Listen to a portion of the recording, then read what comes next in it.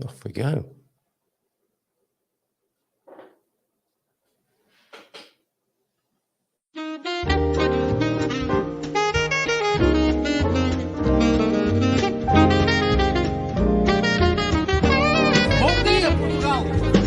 In Portugal, there's a YouTube show full of fun facts you need to know. Carl rings the bell and the members show to the GMP morning show.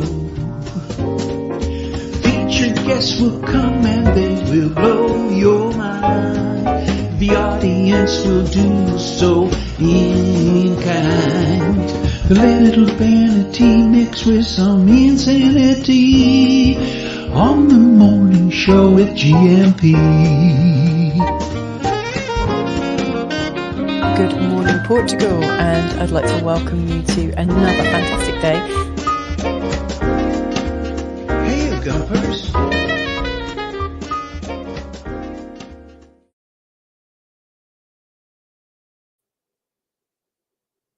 Oh, there we are. Oh, it's so annoying, Mrs. M. And I'm not just talking to Mrs. M as though I were, what's he called? Not Alan Bates, but the mate, but no, the Bates Motel guy from Psycho who talked to his mum. Let's bring her onto the screen so you can see I'm not talking to myself. What was it that was annoying there, Mrs. M? We got a streaming. I've got a little problem with my stream this morning. Yes, you do. You need to get your stream looked at. Yes. Okay. Any volunteers? But I'm not sure about that introduction that, I'm joining on your show and you're kind of referring to The Shining or Psycho or whatever. But I bought a new shower curtain yesterday. You did. I actually did, didn't I? Yes, you did. Be afraid. Be very afraid. No, it's good to be back and, to... Yeah, I remember you. We've got a new feature here. What's this? Should I push the button that says edit a new layout like a few minutes into the show? No, do it another time. I'm doing it anyway. Oh my goodness. What does that do? Okay. No, I don't know. Well, we won't experiment with that live on air. No, why don't we just welcome a few people to the show? Who do you think we are live after all? Let's to? Let's do the show intro as though nothing went wrong this morning. Hola, bon dia, alegria, Munson here with the Good Morning Portugal show, live stream and podcast. I'm here live from the Silver Coast of Portugal, where it's gloriously sunny, where it's raining with my gorgeous assistant here. It's raining with the nice temperature. Raining with a nice temperature. Yeah. Lovely reframe there, Mrs. M. Thank you very much. It's warm. Coach Turner's here. Antonio F is here. Lots of people coming in early this morning. Is it because Frank's going to be joining us as well? Vicky Muhammad. Facebook user, FU2, Tabitha the Ancient Mariner. He was technically speaking masturbates. Yes, you can have that. Owen's in as well. Morning, Owen. Lovely to see you. And Coach Turner, T-Duck, and where's James? Oh, James was on the Greyhound bus yesterday, wasn't he? I wonder. Was he? Yeah. Hope he got back safely. Have you said hello to Deagle as well? The buses are much nicer. Deagle, Frank, he's already giving the customary Frank greeting. And is making his way to Portugal soon as well. Deagle, I think you finished your work, haven't you, for the time being? You did your last night shift, and you'll be on your way. Oh, what's this? By the time you get to Phoenix or the Algarve, by the time it shows 8:33 or thereabout, I'll only have approximately 30 minutes off work. Then I'm half a month annual leave. I think I understand that. The comment before is about the clocks changing. Oh, as if things weren't complicated enough. Now, that's the funny thing. I thought all clocks in the UK changed at the same time. Didn't Einstein say that? What? All clocks change at the same time. What do you mean? No. They stay in the UK, same.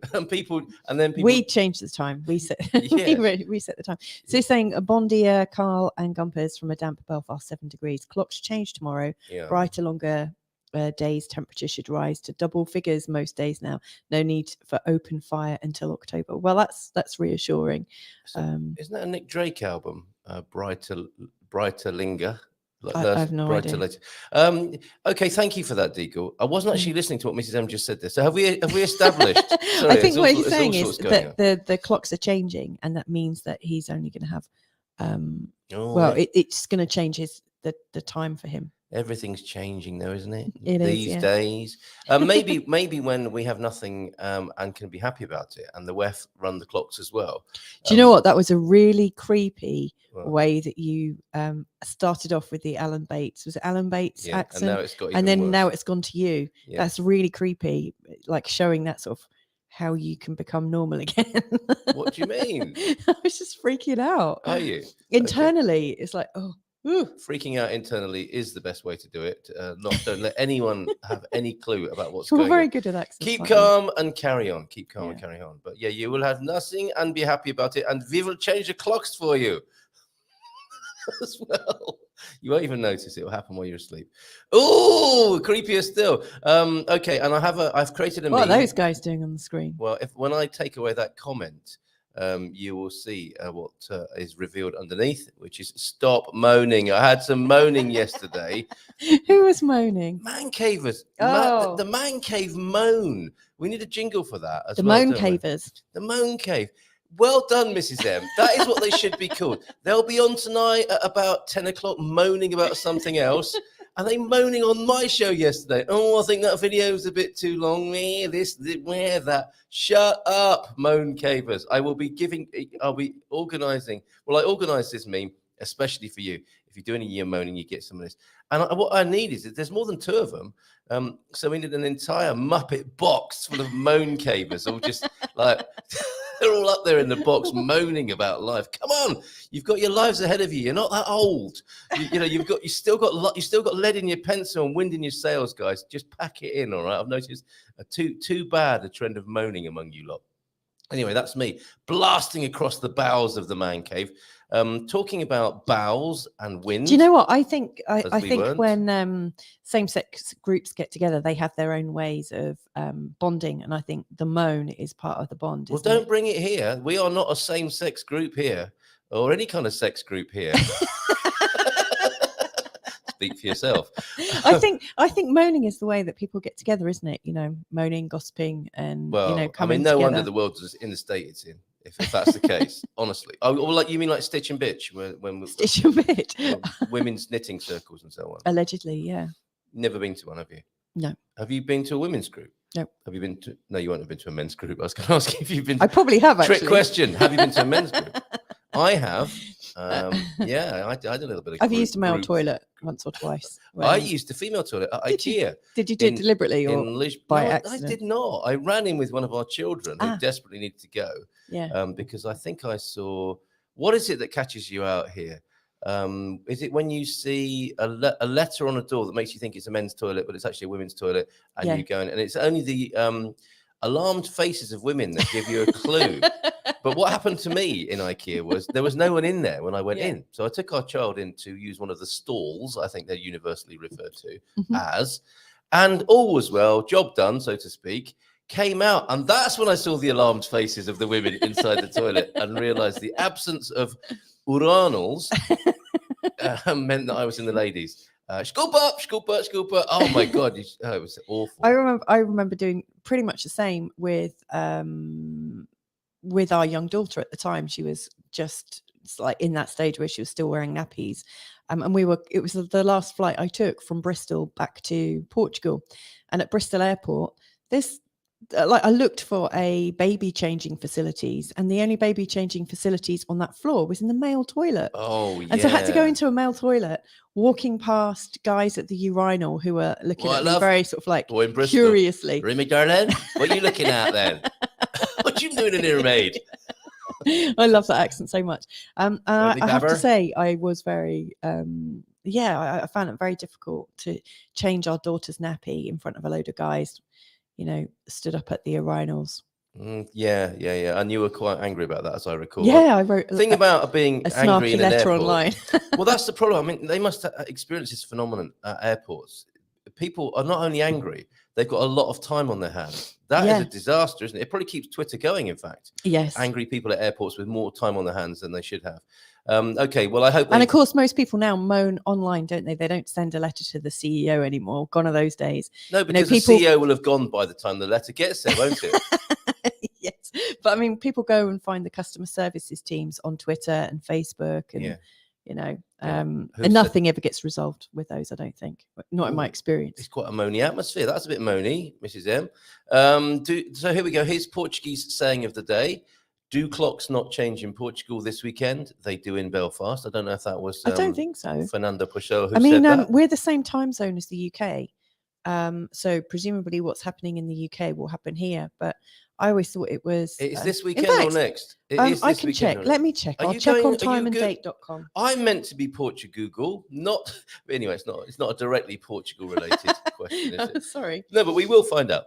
Shall I find out? Before we get lost in the comments, in the long grass of the comments, and who doesn't like a bit of long grass? I know some of you do. Do you remember First when we thing were in up the the morning. hill at Sealhain? We saw some people doing some things in the long grass. That was quite shocking. I don't remember that. I only have memories of us. Bon dia a todos. Always good to see Frank on the show, says Coach T. Though I have an early start today, so I'll have to catch up later. Off to buy bits for the old racing car, not a euphemism. God's squad tip of the day. That would be quite a good euphemism, wouldn't it? What? See you later, dear. I'm just off to buy bits for the old motor car, and off he goes whistling down the path. It's been walking week, and you've got to be careful how you read that. Walking week. So I'll randomly finish. What was that? A power cut, nearly an outage. We nearly had an outage. Ooh. Clearly not as important as when running, but they can add to your exercise and improve your upper body strength. Okay, so he's going to randomly finish talking about arms. Went out for a walk. Swing your arms forwards and backwards. And over the Irish Sea, a bottle of rum to run my tum, and that's the life for me. Okay, I can confirm. Yes, It's this Sunday. I knew it. No, you didn't. You only had to ask me, Mr. Portugal, about that. So No, Astrid said so last night on the webinar. Oh, you could have told me fantastic. that.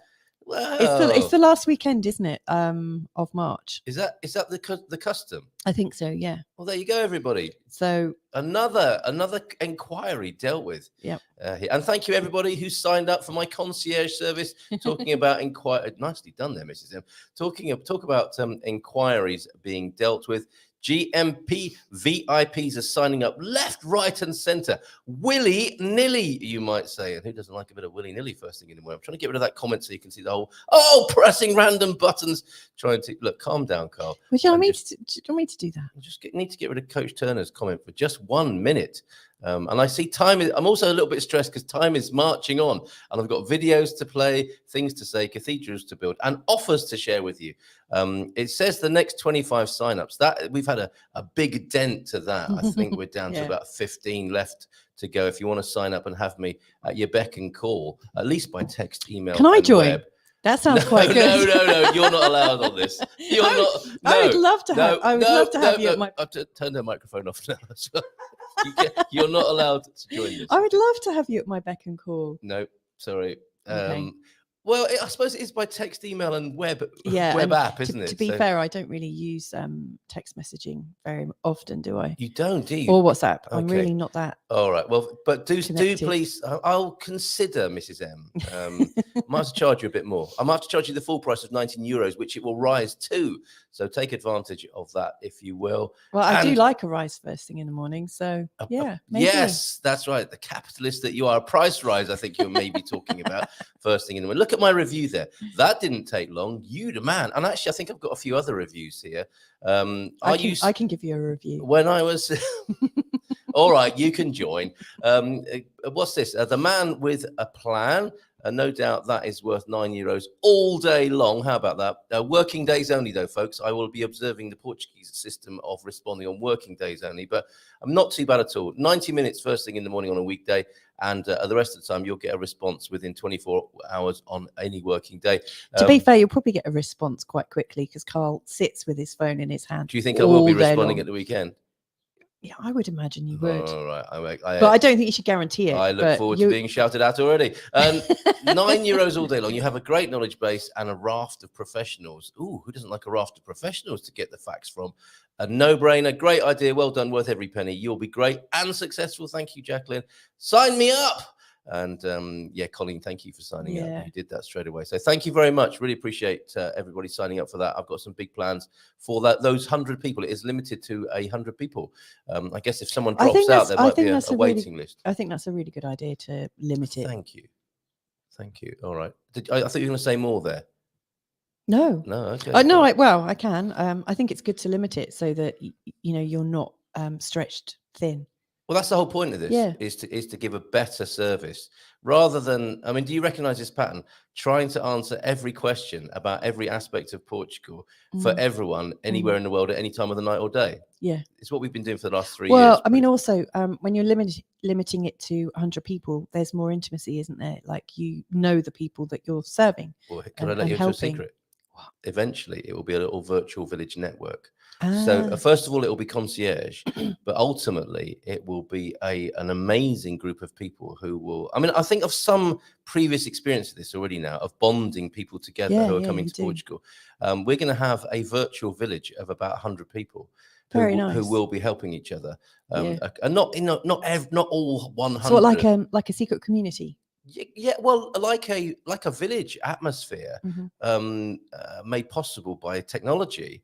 But a virtual Portuguese village, all that's best about Portuguese village life, wherever you live in Portugal, made possible by technology. I'm very excited about that, but that's not coming just yet. First of all, it'll be just the concierge service to get people moved over with the least possible stress. Anyway, enough said about that for the time being. Have you still got that link for Melanie's Portugal? Yes. Okay. Portugal. Right. Whatever it's called. I do. What's it called? Oh, honestly, Portugal Spotlight. There we go. Melanie Spotlight. Frontage is there. Melanie Wartenberg. She's doing an online free event today, which you can sign up for and get tips from loads of different experts. Yeah. You see Mr. Carl M is there, and I'm there as well. Portugal. And lots of your favorite YouTubers and well, I guess community builders. They're all there. So check it out. I mean, it's on today. So it starts. So what time does it go live today? I think it goes live around 5 American p.m. time, of course. Yeah. 5 p.m.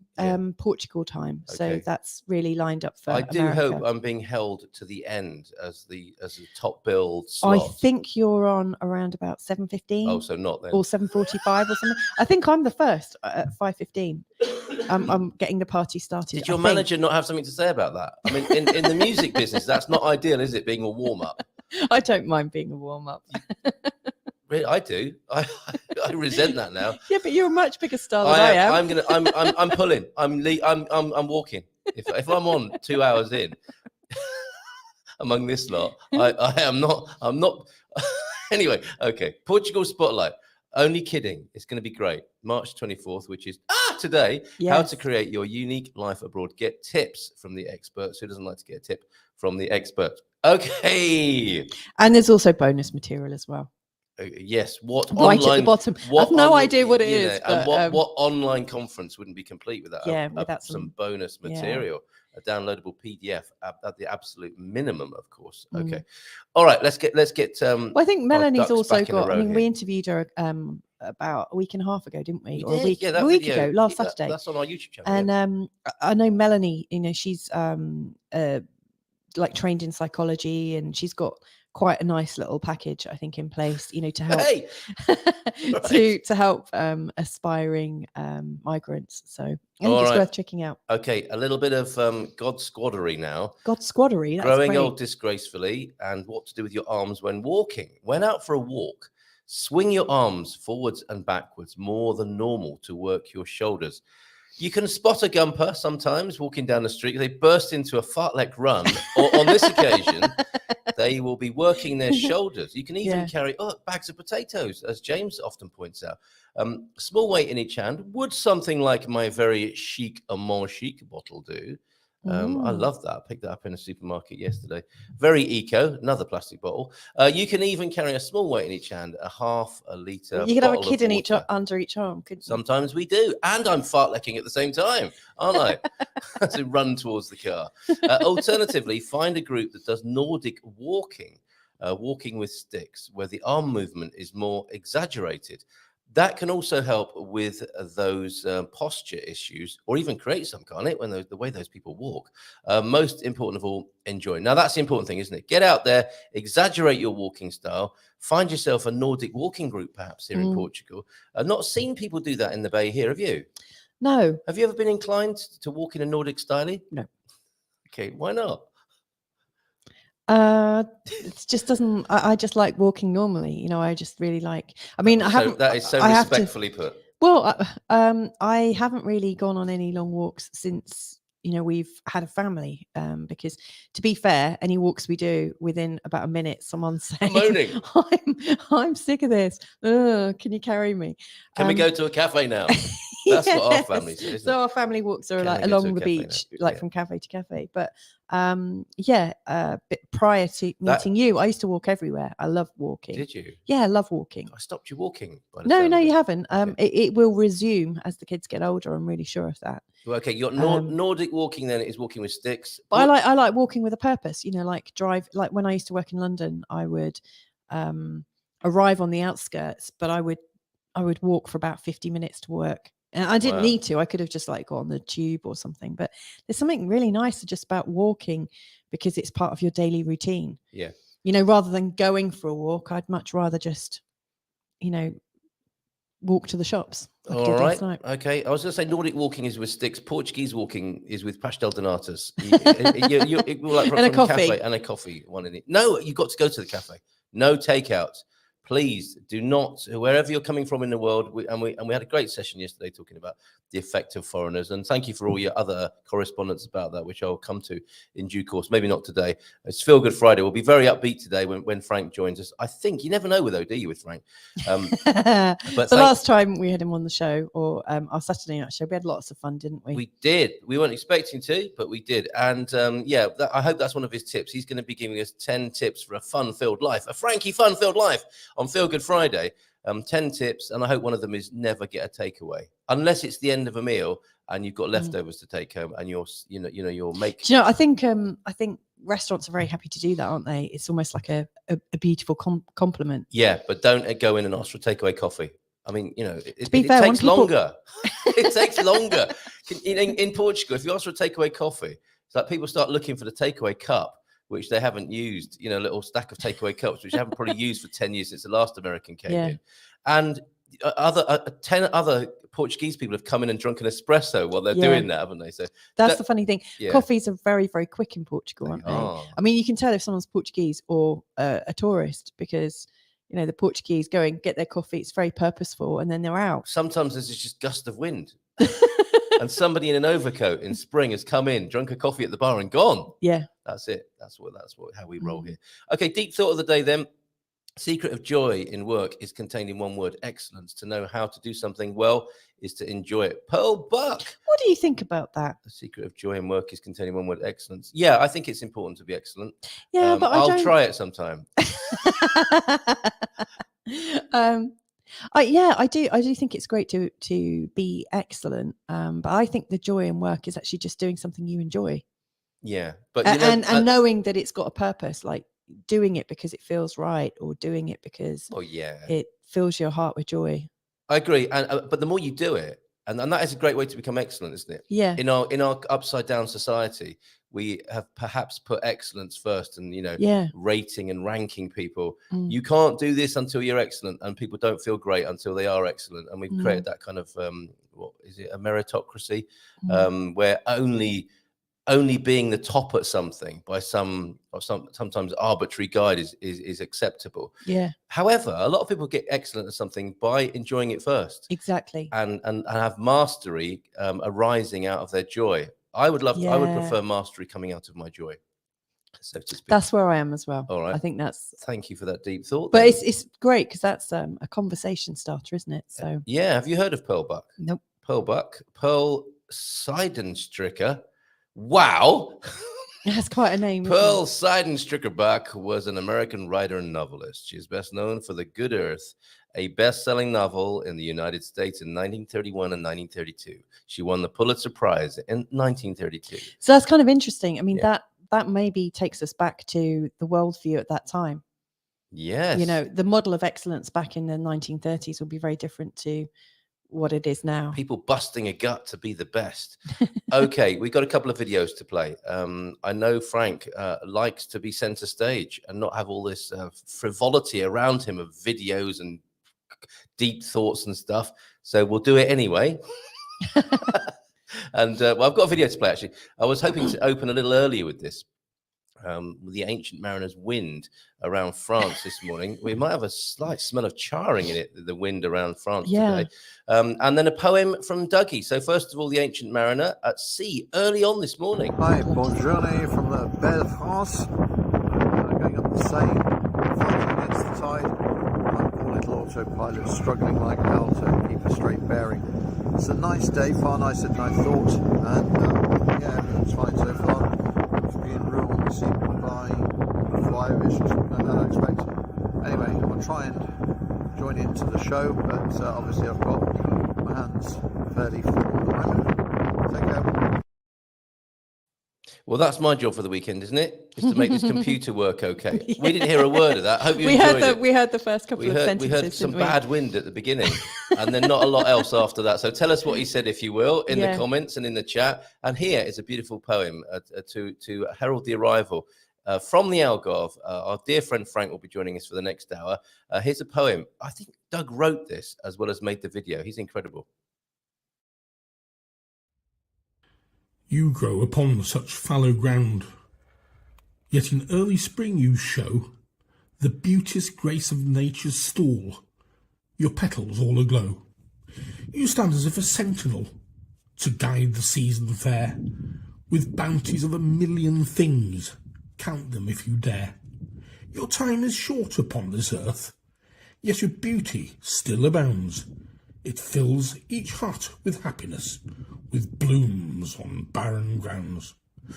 With scented stalks you fill the air, our senses ne'er shall starve, for the rocky rose has bloomed again across the whole Algarve. The day will come and you'll go along, with blooms that fade away, but the spring's just an even song that heralds a longer day.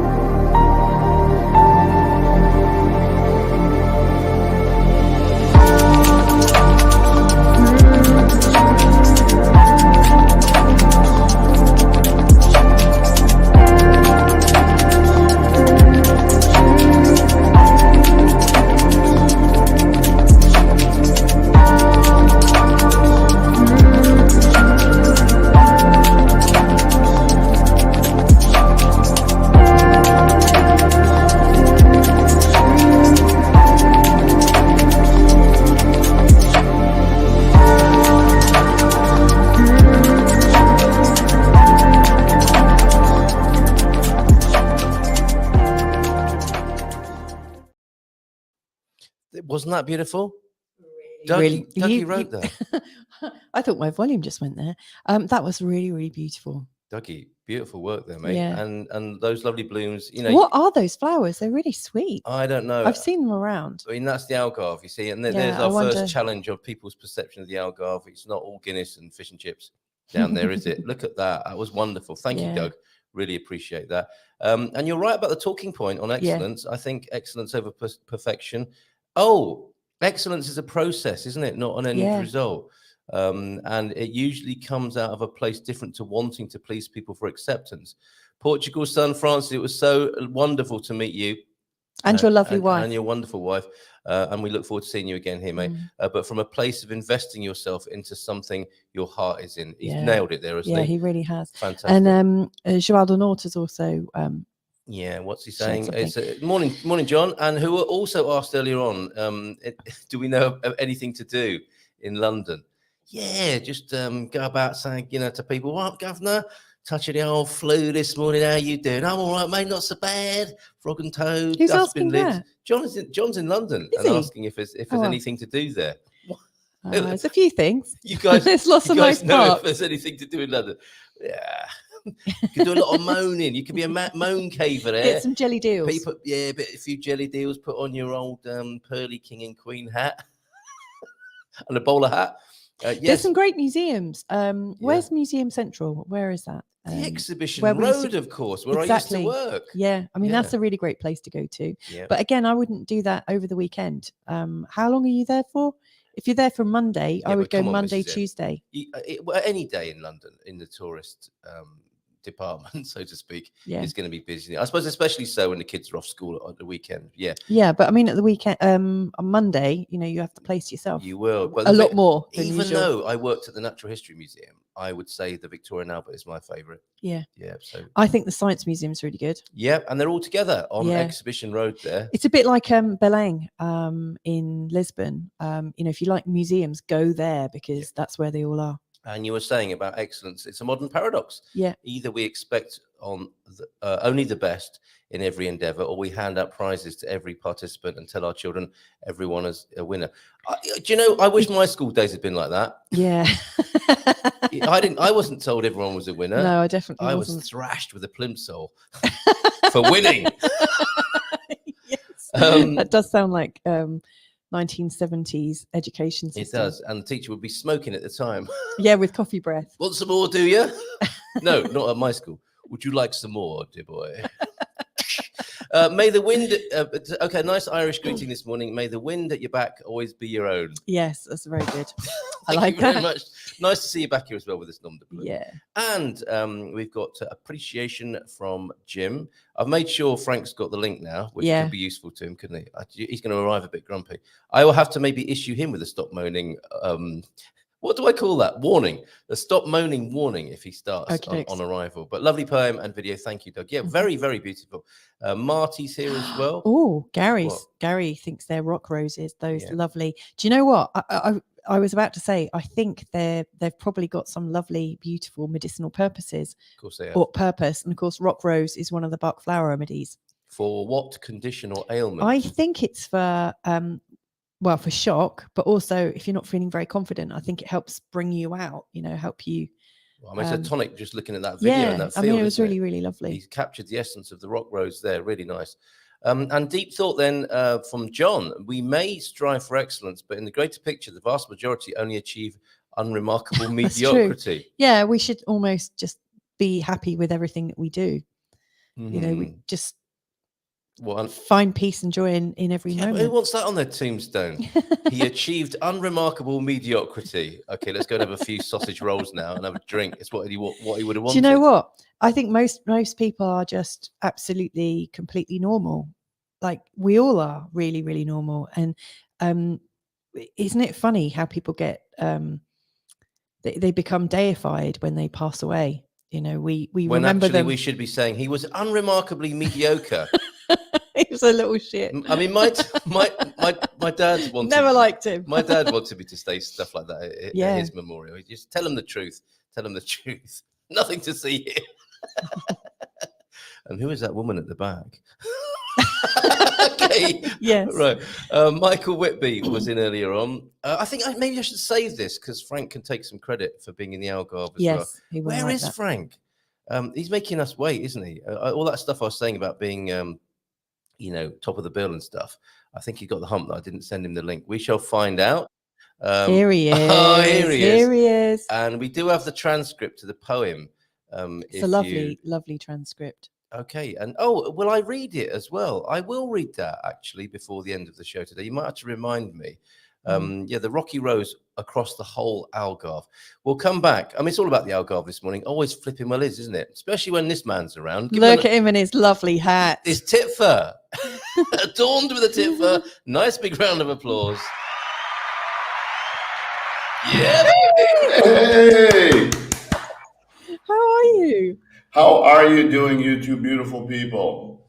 We're well, thanks. Pretty good, Frank. And looking forward to your tips for a fun-filled life in Portugal. You're the man to go to, aren't you, for such Absolutely. Irreverent fun. There's no boring time. If you're boring, don't talk to me. Don't even call me. Do you have that on your card? Did you hand them out? No. It actually, I think there should be a block, like immediate block.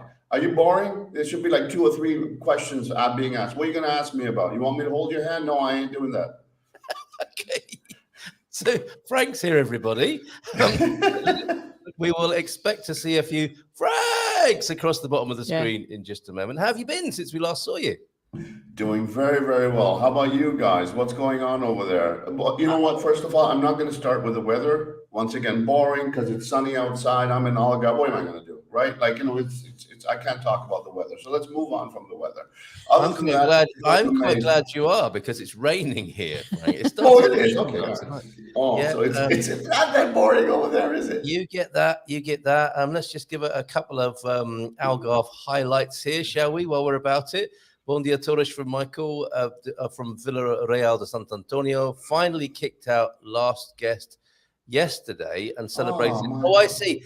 Yeah, I think I know what's going on there. Having guests over in Portugal, it does wear a bit thin sometimes, doesn't it? Although keep your voice down because Mum's next door.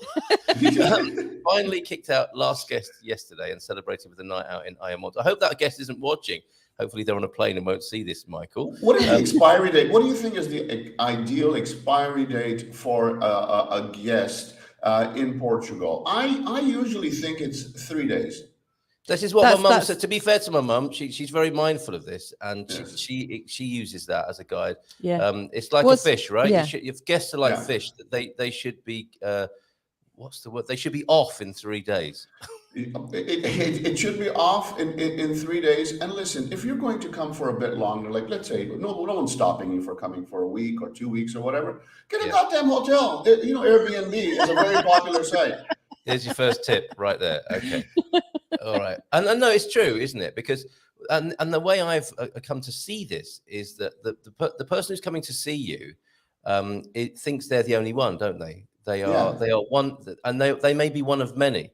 So from their point of view, they want to hang out and have fun with you, but they don't realize you've got a punishing schedule of visitors throughout the summer. And especially people with kids. So within the first hour or two, you need to get with the game. You come to somebody's house, especially people with kids. Within the first hour or two, you need to get with the game. No sitting around, whatever. Go to the fridge, pick up your beer, get with the speed of the house. You're not a guest anymore. You are there. You're there for the next 2 or 3 days. Have a very good time with them. Enjoy their speed of life, but do not be that fit. Sits on the sofa and wants to be asked, would you like something to eat? Would you like something? You know, I'll leave you alone. I'll be like, you know what? Have a good time on your laptop over there.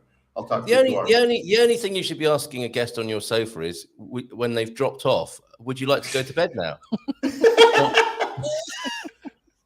Or would you like a blanket? Exactly. Good times. And a blanket with that? Okay, go ahead. If you had a review site as a guest, Frank, we would give you 10 out of 10. We really enjoyed you. We had lots of fun. You know how to roll when it comes to these things. So more sage advice like that coming in the next 50 minutes or so as we look at Frank's top 10 tips. And I should say you guys are top class hosts. Beautiful. Oh, thank you very much. Oh, let's get a room. We did. Okay, get a house, everyone. So that was Michael, who went to, what's this, 11 and a half hours? Oh, 1.5 hours. I'm not sure anyone should have to take 11 and a half hours of flamenco, should they? I mean, as good as it is, that would be quite an endurance test. I think the CIA used that as a torture, didn't they? 11 and a half hours of flamenco. Depends who you're dancing with. Yep. Very good answer. Depends who you're dancing with. A little aphorism for life there. Off to Alcutin to walk on water. Wow. To San Lucar de Guadiana for Contrabandista Dias. What's that? What is that? And his name is not Michael. His name is Moses. What is he doing? He was the one who parted the water rather than walked on it, to be fair, Frank. All right. Religious point of order, Chairman. This is the event from last night. Then the flamenco. Flamenco Fran. Fusion, the flamenco, y Semana Santa. And here are the artists that Michael and Catherine enjoy being with. Oh, look at that dress. Wow, everyone's still wearing their clothes. It was only, Frank, it was only 1.5 hours in. So. Well, you said 11 and a half hours. After 11 and a half hours, some clothes got to go, man. Yeah, it's true. That is the rule, isn't it? So guests gone after 3 days, clothes gone after 11 and a half hours. If it's a flamenco. Okay. All right. Thank you very much for that. I was going to show you something else. Oh, a little 80s memory. I don't know what you think of this. First of all, Frank, I call my. Is this as funny to you as it was to me when I thought of it? Portugal. It is funny, but we have a silly sense of humor, so like. Okay, all right. So you've got Portugal there. How about asking 80s sensation? Kajagoogoo. Oh yes. Do you remember them? Yeah. Yes, I listened to that. But I don't know if Lamar was in that picture, was he? The problem we've got here is that could be any 80s wannabe band. Yeah, that doesn't look. Yeah. I don't think he's in there. I don't think Kajagoogoo's Limahl is center stage here, is he? Unless that is him second from the left there. Didn't we love the 80s? It's very different. Oh, that's caused quite a. I need to just quickly Google them. Okay, all right. Okay, so let's Kajagoogoo for a minute and see what's wrong with that. But I thought that might. My intention was to bring a little bit of an 80s bounce. What do you think of the elaborate ear thing that this dude is wearing? How is it attached? Is that what I want to know? Yes. Is it his hair, or do you think it's his ears? Oh, they might be braids in his hair. They're braids. They're braids. Yeah. Get with it, Carl Munson. You know what? It's braids. All the cool kids are saying. The cool kids. Yeah, right. I just typed in Google. Yeah, what happened? Right. That. Yeah, Limahl's not in it. That's the band without Limahl. Okay. There's actually 5 in there. Then it's not really Kajagoogoo, is it? No, because he still looks like like little Mr. Boy Band. I mean, boy band. Is that him now? No, that's him back then. Oh yeah, you could. Yeah, he was. Yeah, okay. That's why he was the front man. No exactly. disrespect. No disrespect. So I've been in the back row of a band. So there you go. Those are the 4 members of Kajagoogoo, not including Limahl. And just in case you've joined us recently, this is Good Morning Portugal, believe it or not. And I don't know how we ended up in that cul-de-sac, but we're backing out of there fast. Viv's here. Bon dia, friends. We're getting our first taste of the Algarve, and so far it's very good. Beautiful. Where in Algarve, Vivian? It's a big place, Viv. So which bit? Actually, we might have been given that information. Okay, this is what Mr. Boy Band looks like now. Okay, is he weathering well, Frank? Yeah, not too bad, eh? Well, yeah, actually, that's not bad. More hair product, but it's not bad at all. All right, I can't complete this little section, or I can't leave this little section without completing it in this way. We had a beautiful dress here, didn't we, from VRSA last night. We went retro to the 80s with Kajagoogoo, and it's always Fashion Week here on the Good Morning Portugal show. So what do you think of this, Frank? Because I think my goodness, I wouldn't do I had I don't know, man. Both of these, I don't know. I don't know if I would like to have an opinion about it. It's just that my mind is so confused. There's like an omelet fry. Jesus Christ.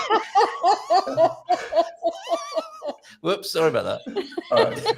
Because here's the thing. Here's the thing. I just don't think it holds the package properly. Like it's like you can do this, but I don't know. There's this one thing going around you. So is that supposed to like keep it up? And do you know what? You should have like an adjustable strap, like you do on a bra.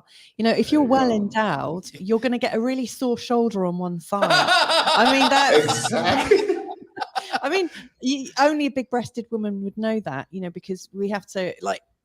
We haven't thought this through. We have to put We haven't thought this through. It always takes a woman. It always takes a woman. It always takes a woman. They didn't have a woman on the design team, or certainly they had Timmy Mallet on that design team. I mean, that looks terrible. Or Noel Edmonds.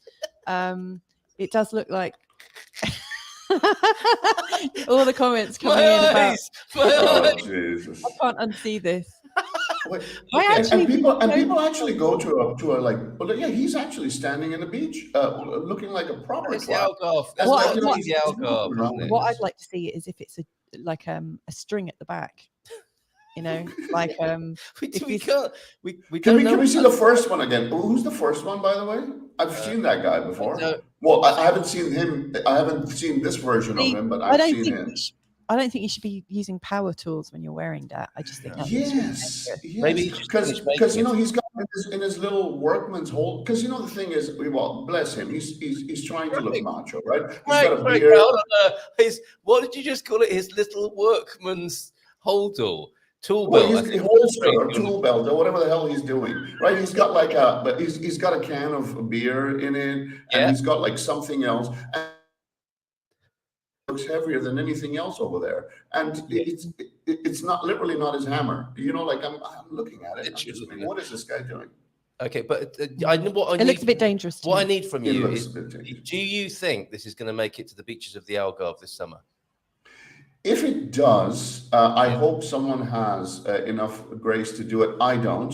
Whoever does it, I will go and I will buy them a drink. I think anyone who sees a man doing this, they deserve to buy this man a drink. Frank, I don't know how to break this to you, but I think any man who goes to the beach dressed like that does not want you coming up to them with a drink. No, but you see, I'm the weirdo who's going to go up to you. I'm the weirdo who's going to go up to you. I'm going to be like, hey, dude, how's it going? Because, you know, I want to ask you what happened. What happened? I know what happens next. They say, and you want to talk about this, don't you? Communication between men. And it's time to stop all the macho nonsense. So we will talk about that. But I've got a feeling. I wonder if it's got a little sewn-in pocket that you can like put your credit card in. Or... I think it's that might be towards the back, like, you know, because the thing is, you know, I've seen this. Haven't done this. Probably will fit, like it probably has a little God-made holster in the back. Waterproof, I hope. I'm given what you said, Mrs. M. I don't think anyone should do fartlek in this. If you suddenly break into a run, it could go horribly wrong, couldn't it? Yeah. I think, Frank, I think this is a beautiful scene. We're on Villa. Let's imagine for a moment we're at Villarreal. Can't we bring you back onto the screen? Oh, sorry. Okay. Yeah. I just think people want to see this. Maybe I mean, for those that like were just listening. His package was right on your face, man. That's not cool. I was enjoying that. That was a photo of I thought so. Brokini. Yeah, it's the brokini that we have been showing there. Sorry if you couldn't see that. Yeah, if you're listening as a podcast user, a listener, sorry, that's a brokini, a handsome man wearing a very effeminate looking brokini with a kind of strap over his shoulder. It's a mankini, but gone wrong, dressing to the left or the right, depending on how it's made. I wonder if that affects like which side you should have the strap on. I certainly hope so, and do not say strap on my show, please. Sounds like Frank really wants. Would the strap thing? Would it like is it reversible? Like could you put it like on either ends? Like, or like how? Frank and I are actually trying to develop this idea. I've got to show it again. You can't, can no. you? I don't think. I don't know actually. Is it cut accordingly? I think maybe they should sell them for people that dress to the left and for those that dress to the right. And always try it on in the shop. And I hope it's got one of those stickers on it. Yeah. The ones that say that if you wear this, you have to take it. Do not remove this strip. Yeah, if you do, you have to buy it up. That. No, I'm. So here we are at Portimao Beach, and just one more time over my. Portimao Beach, and somebody is dressed like that on the beach. Frank sees them and says, "That's what I saw on the Good Morning Portugal show." You grab a drink. Hey, look at Buddy over there. Oh, Sully. Sully, what's going on, buddy? Say hello to Frank. Hi. Go and make. Oh, look. Do you mind? Go and make Grandma a cup of tea, okay? He just got on my lap and then no, you don't have to share every possible detail of family life here. Thank you very much. Okay, so there we are. Okay, I think I should leave you two to carry on your bromance and to have a good old chat and laugh about brokinis. It's been fun and it's really nice to say hello to everyone. So yeah, I think I should go and have fun with this little guy. All right then. Okay, well if the circumstances allow, do come back. Yes, I will. And with okay, yeah, I'll do that. Good plan of action. Ciao. Right. Okay, here we are. Picture the scene, Frank. There you are. You take the drink up to the guy. Yeah. And then he looks at you and says, nice thong. Is that how it's gonna go at Portimao Beach? It could be. Oh, I could just go up to him. I'd be like, man, you're really like, you know, you're doing something here. Like you are taking men's fashion ahead by a few years. Next level. Look, level. First Frank coming in. Hey! Portuglish. Gary had a pair of underpants like that. And they got caught in the spin dryer drum. What were you doing in the spin dryer, Gary? I would be my first question. Oh. You know what? If it's not the spin dryer, because as we know, Gary's basement has that stripper pole. So it's either not. If he's not spinning his spin dryer, he's spinning around that pole. He certainly is, and you would look very fetching in that. I think it will be a sensation, not only of Portimao and Algarve beaches, but also the Man Cave. Absolutely. Pick on the beach is quite conservative compared to Carl's pick. I'm so sorry about that. Nobody should have had to see that this morning. No, that's a beautiful picture. I think that should be the main profile picture. I'll send it to you later. How many kids will see those undies near the neck and get PTSD? Yes, spare a thought for those people. And yes. I should have organised a counselling line to call at the end of the show, of course. Okay, so we're 23 minutes past the hour. We haven't started really, have we? When it comes to your fun-filled life guide, not just for the Algarve. It is, I guess, most easily and best applied in the Algarve, where I think, as you would have it, Frank, most fun is had in Portugal. But we can apply these generally to the whole of the country and even the world. I think they have a universal quality to them, don't they? Although some of them might be cultural specific. Actually, the first one is your first tip number one is don't tip. Don't tip. You will look like a proper loser over here. As a matter of fact, if you're trying to ingratiate yourself within the society, please stop tipping. You will look like a proper tool. And the reason why I say that is because you're thinking that you are being generous or you're being whatever. It's not appreciated. If you're at a joint where they take the tip and they don't bring it back and they go, "What is this?" and they look confused, that's a joint for tourists. You're not at a local joint. Because at a local joint, a Portuguese gentleman will bring back the and again, "What are you doing? Just give it back to you," and whatever. This has actually happened.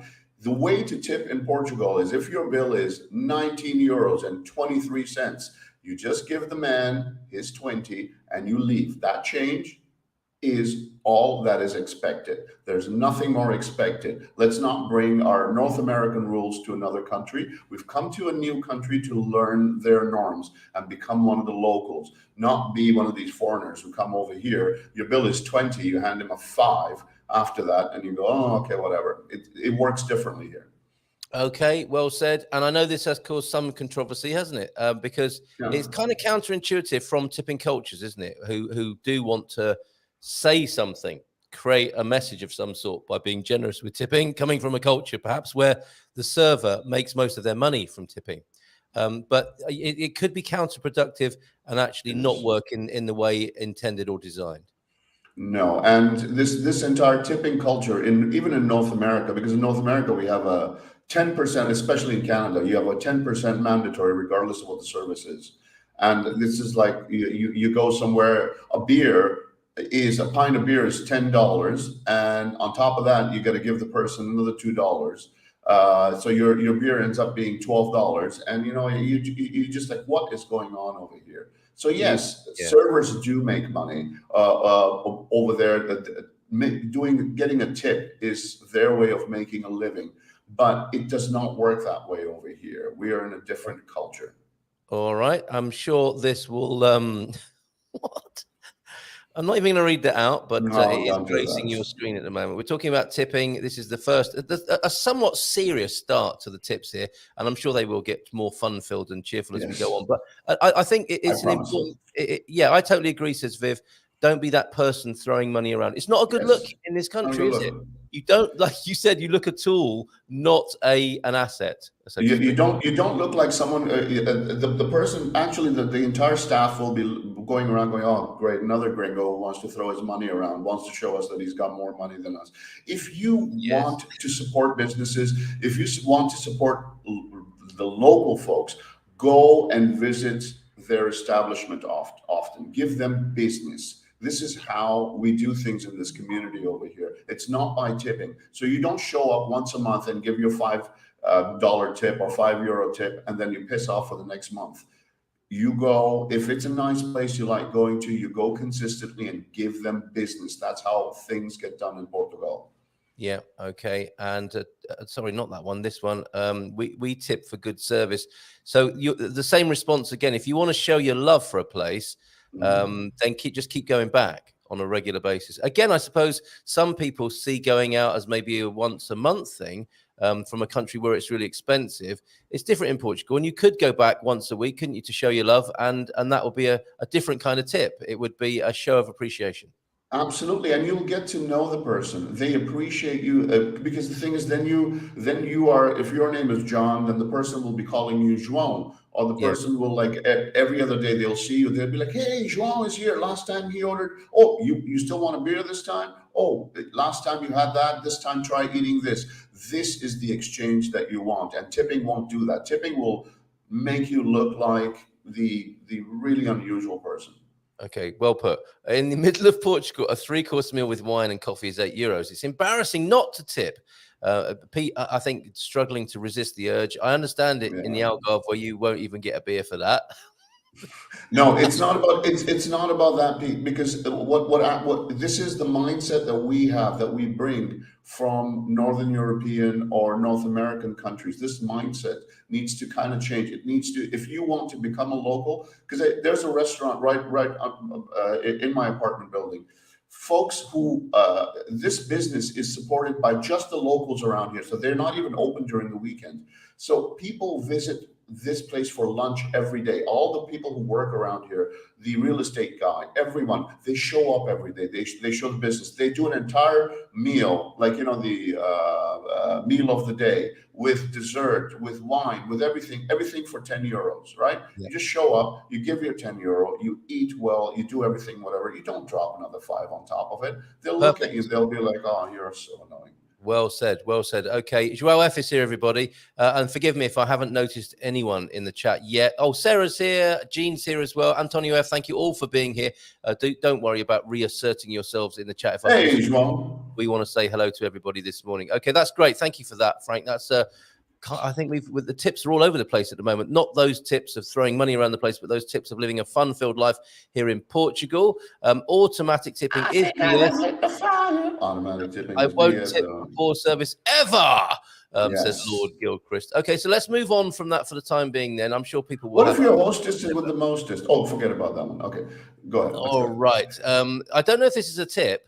Or anything to do with Portugal, but you did want to say something about the struggle men have in complimenting each other. It is. I found it very interesting yesterday, and if I may, I'll bring you into this example. Yesterday, you changed your profile picture on Facebook.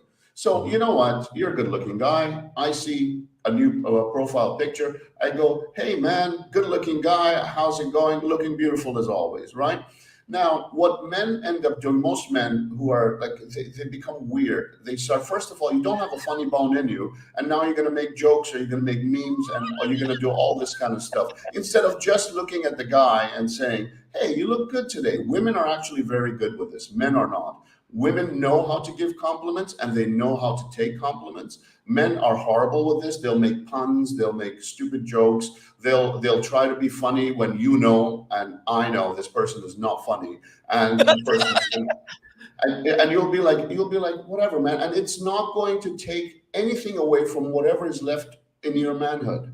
It will not do anything, any of that. We will not think any less of you. Just compliment the man. You see a good-looking guy, you just go, "Hey, man, you're looking very good today." You'll be a real man. Maybe the opposite. Maybe your social capital will go up and rise, Absolutely. rather than be. Okay, so is it a bit old-fashioned? Is that what you're saying? Is it part of this toxic masculinity that we could do without? Very toxic, very, very silly way of us dealing with each other. I don't know. It's very, very, very uncomfortable. Men have not become comfortable being nice to one another. We feel like, if you're going to have, like, be buddies with someone, we feel like, we need to always have a pun for the other person. We always need to make a joke about somebody's ear or somebody's whatever. Why can't you just be nice? And the most important thing to remember, if you've got nothing nice to say, don't say anything at all. How about that? I remember that line from Bambi. It was classic Disney. Kids were propagandized, weren't they, about that through Bambi. I think Thumper says something, and I think his mum tells him off in front of everybody. Public shaming. So it's okay to tell another bloke that his bum looks okay in that. That's what we're talking about, Gary. Okay. You can, Gary, you can, especially you can say, hey, man, that's a tight ass you're walking with today. There you go. That's going to go down well in central Portugal. Let us know how you get on Absolutely. with that. Just don't smack his ass, Gary. Okay. Look, you see, they can't take it. The men can't take it. Is it okay to call someone ugly if this be the case? Absolutely. Absolutely. If you're going to get into a punch up, or if you want to be blocked by that person, absolutely do it. Okay, that's not what we're talking about, Lord Gilchrist, and you know it. And you know it.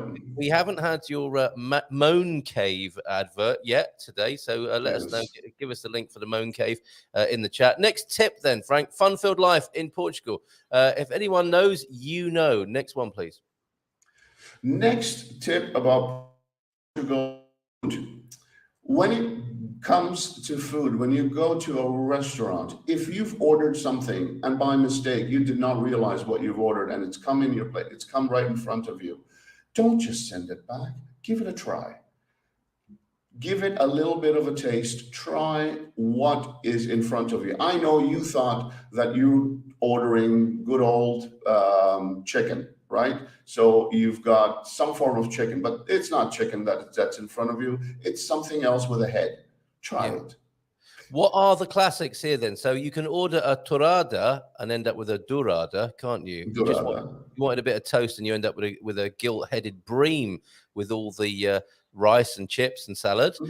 You're suggesting people eat it anyway and not make don't make a big deal of it. Don't be like, no, don't do any of that. Just it's in front of you. Just eat it, man. Just chalk one up for experience. Yeah. Okay. Gary did this actually. He mentioned it to us the other day that he ordered what he thought was tuna, I think, and ended up with an egg salad or something else. And he cracked on. Yeah. Very nice. Yeah. Yeah. Okay. Excellent stuff. Do let us know in the chat if that has happened to you. I'm sure it has to people who've ordered something. Our little version of that when we were first in Portugal was to make them, well, I say the mistake, but and this looking back, this does sound a little bit patronizing and a little bit in that tipping conversation that, sounding a bit of a tool. Could we have something that local people would eat? I'm wincing a little bit now saying that. I'm not sure if we sounded quite as patronizing as I've made it sound there, but would you recommend that? Is there a cool way to go about that? What we ended up with was pretty terrifying. And of course, as we took your advice before you even uttered it just now, we cracked on and ate it because it was a feijoada with some very interesting cuts of meat in it. And I say to this day, I think that one of the cuts of meat still had the tattoo on it from, how the animals are tattooed. Because it's a feijoada, especially if it's if it's a Transmontana, it will have the nose, it will have the ear. The Brazilian feijoada will always have the ear, nose. It will have eyelids. all kinds of eyelids, everything. Yes. Okay. And yes, it does then, Michael Whitby. Frank, does that include pig's ears? If they come, roll up your sleeves and put all your preconceived notions out of your mind if you possibly can and get going. Give it a go. Okay. Next, you don't have to eat it all the time, but give it a go, All right. Pete got spicy rice cakes at the Korean barbecue. They were a mistake order, and wow, are they delicious. Absolutely.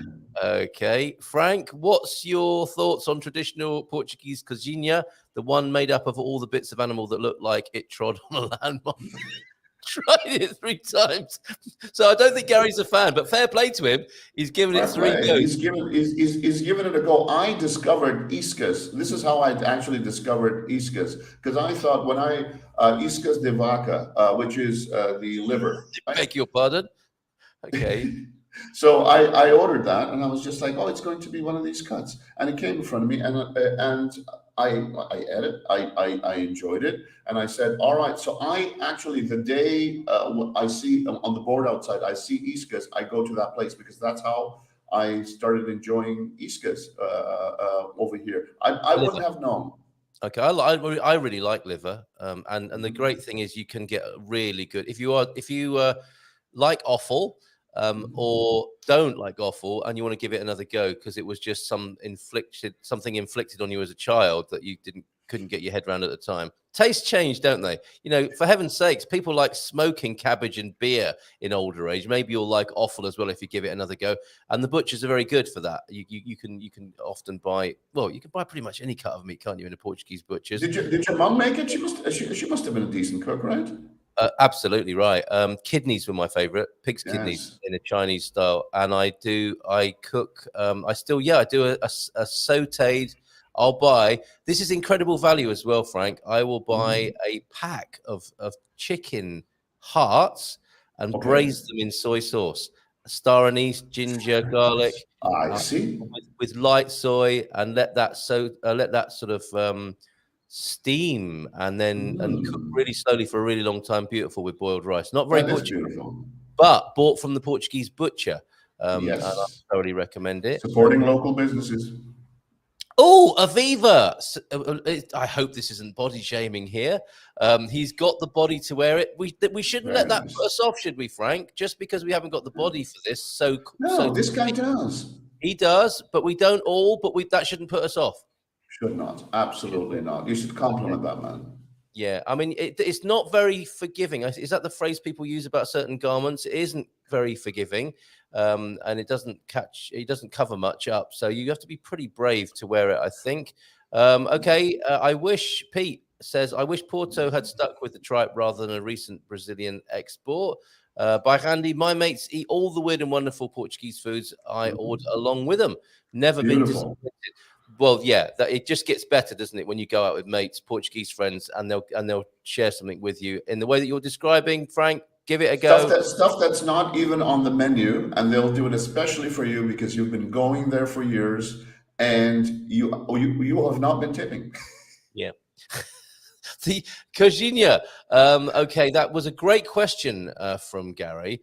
And the other thing to say about it is it doesn't look very appetizing, does it? Because it's boiled, generally speaking, isn't it? Rather than browned or grilled or those treatments in the kitchen that make things look very appetizing. It doesn't look great, but give it a go anyway, right, Frank? Give it a go. Go with it. You ask for some bidi bidi, and everything goes well with bidi bidi, man. Come on. Yes, well said. Okay, is that another tip? Ask for bidi bidi, because I know you always do. Yes. Is that okay to be asked? I mean, there's a thing about salt in Portugal. You know, a lot of foreigners do come over and ask for more salt. The idea I'm thinking here is probably not to offend the chef or the cook by asking for more salt. Is it okay to ask for condiments and pidi? It is like as soon as that's one of the condiments, they will actually be happy because it enhances the flavor. So some people like what the chef or what the cook has done is like, okay, this is the meal. Now you can take it to another level. It's completely up to you. I won't do that to you. You can do that at the table. Okay. I love the fact that one of Philomena's students, Google Lens translated chanfana as hamsters. Yikes. I've heard of chanfana is not hamsters. It's goat stewed in a clay pot in wine. That's the dish from Coimbra, that region. Google seems to think it might be hamster. It isn't that bad, but she was a bit shocked. Okay. But sometimes it's best to know after rather than before as well, isn't it, with this? Okay, condiments, asking for, not a problem necessarily. What else, Frank? What else have you got for a fun? Just don't ask for ketchup. If you're asking for ketchup, you will be showed your way out of that restaurant. You should be, technically. Because then somebody will be like, how old are you? What is wrong with you? You don't think adults should eat ketchup? No, that ketchup does not have a place in a grown-up restaurant. When was the last time you went to a Portuguese restaurant that sold an estofada or that sold feijão, whatever, and anywhere around you saw any kind of ketchup? Because these are grown-up restaurants, man. Yeah. Okay.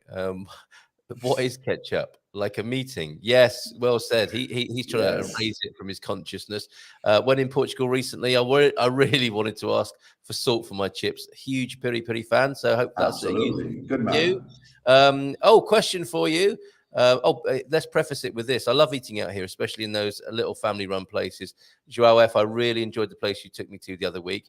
Share it out, João F. Where is this place? Dare you share it on the screen, or do we have to be taken there personally by you? Big question then, Bifana. Mustard. Bifana com mustard. Always. Okay. Com mustard.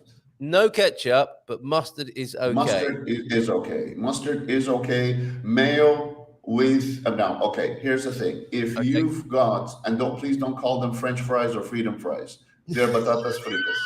Patatas fritas, yes. They're batatas fritas. So with batatas fritas over here, you will eat mayonnaise. Yes, they will have ketchup. You can put ketchup, but there's also a way of putting ketchup. Either you're eating ketchup with your fries, or you're eating fries with your ketchup. You need to decide that. Okay, not best to know. After I cannot reiterate that enough after being fed placenta pate and coffee with breast milk in it and being that's not just so we can be clear with everybody who might be seeing this later. Those aren't Portuguese favorites, are they? Placenta or breast milk. Where do you think Pete might have been being fed that? In Philippines, maybe. You think so? Or California? Because in the Philippines they have that you know that egg. Well, the kind of thing it looks.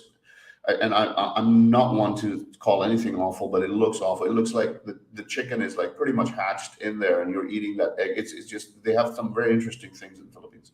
Oh my word! Okay, I think this might be the Bay Area, in California. Really? Yeah, can you imagine, dude? Have you tried the placenta pate?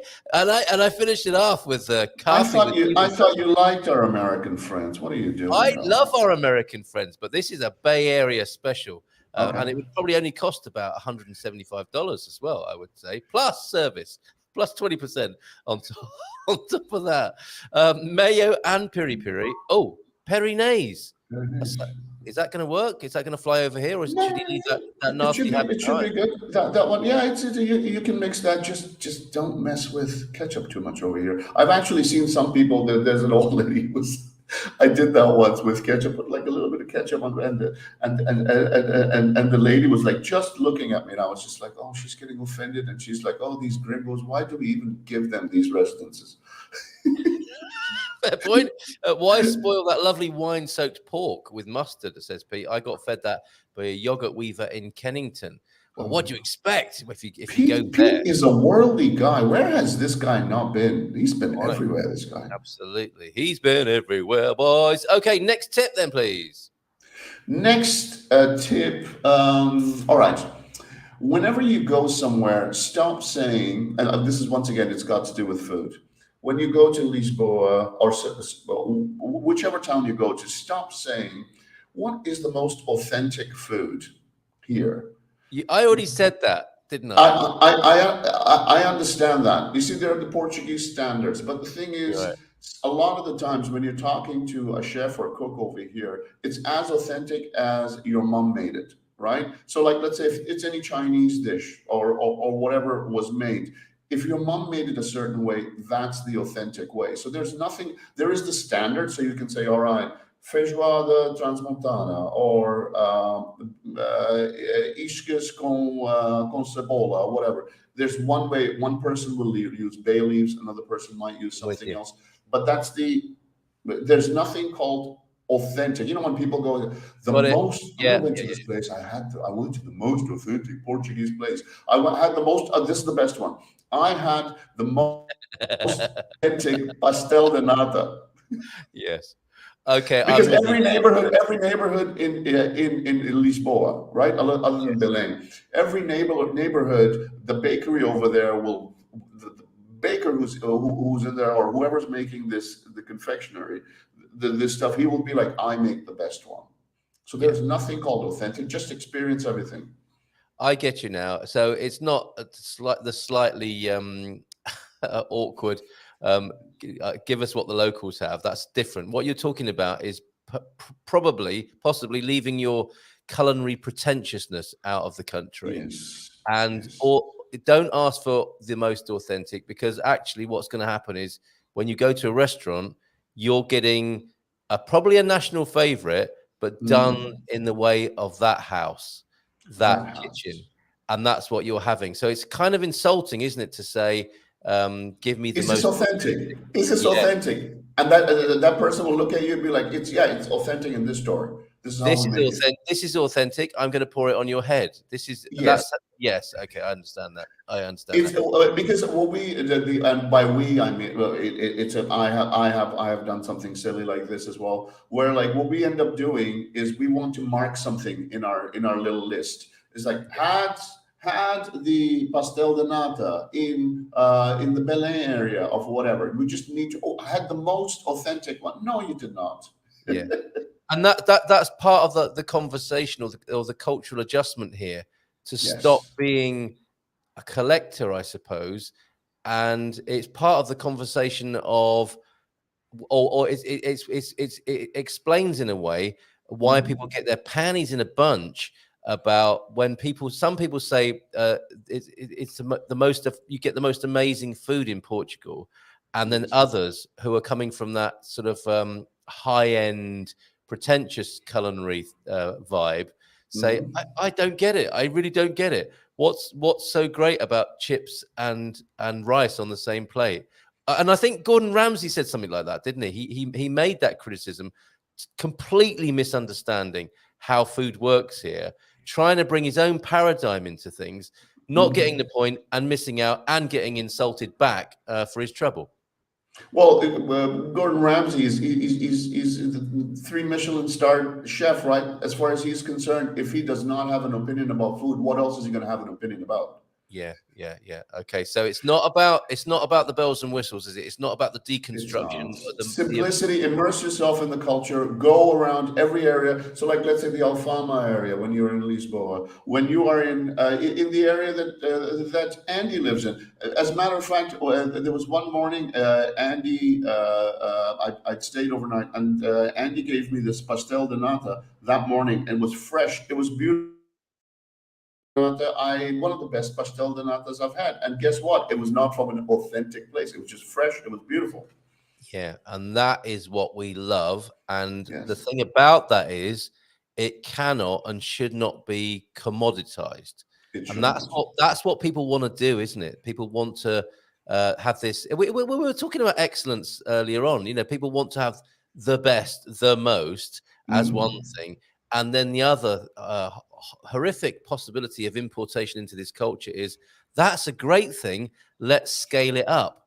So your experience of having that beautiful fresh nata in the morning is a local, intimate, and you could say not once in a lifetime, but it's to do with that moment.